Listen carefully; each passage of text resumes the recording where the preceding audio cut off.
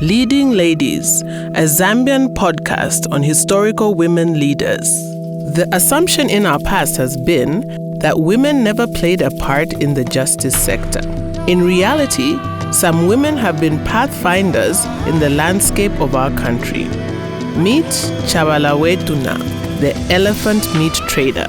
Chabala Tuna was probably born in the latter part of the 1800s. She lived in a village near Chilubula Mission at Tuna in the Chief Mwamba's area in the present northern province of Zambia.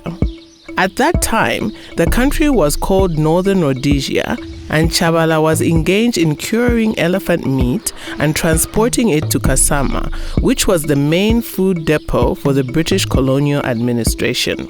During World War I, the time in which Chabala was conducting her business, women in Northern Rhodesia experienced great suffering from the soldiers, especially on the northeastern border. On one hand, the German-led irregular troops called Ruga attacked and burned villages along the border, looting cattle and food crops. It was a time of upheaval and social dislocation as many people were forced to move inland. It was also a time of uncertainty as only in some cases was martial law applied against the troops and compensations awarded when the wrongdoers were caught. On the other hand, British troops were also on record for using women as bait to forcibly conscript the men in the villages for the war. Wives, mothers, sisters, or daughters of men who evaded recruitment were imprisoned to force the men to enlist in exchange for their release. During these unlawful imprisonments, women were sometimes raped. Families were reluctant to bring such injustices to the attention of the authorities, fearing they would be punished because of the embarrassment it would cause to the British colonial administration.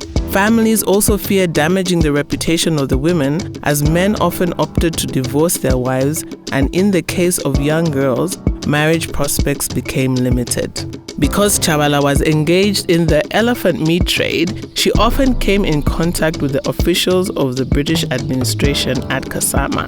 At that time, the women traders were paid an agreed quantity of maize meal per portion of elephant meat. Over time, the women became dissatisfied with the payment. They wanted more. Chabala organized and led a delegation of women to Kasama to renegotiate the payment. The women asked that in addition to the maize meal, a piece of calico cotton cloth be added as part of the payment for a portion of elephant meat.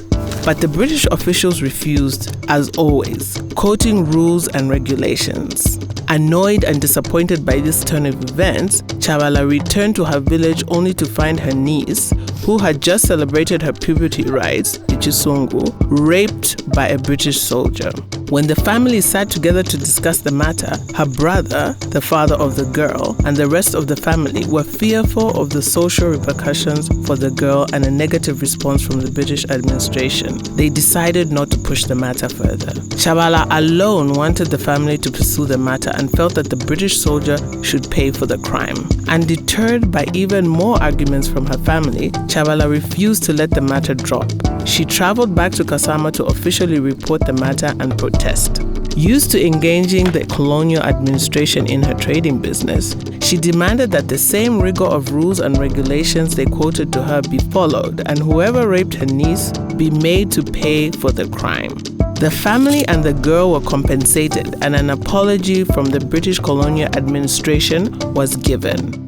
Chabala Tuna went back to her village and continued her elephant meat trade. She not only won justice for her niece, but changed the attitude of the colonial administration regarding the treatment of women. Women have played a part in Zambia's gender-based justice in our history.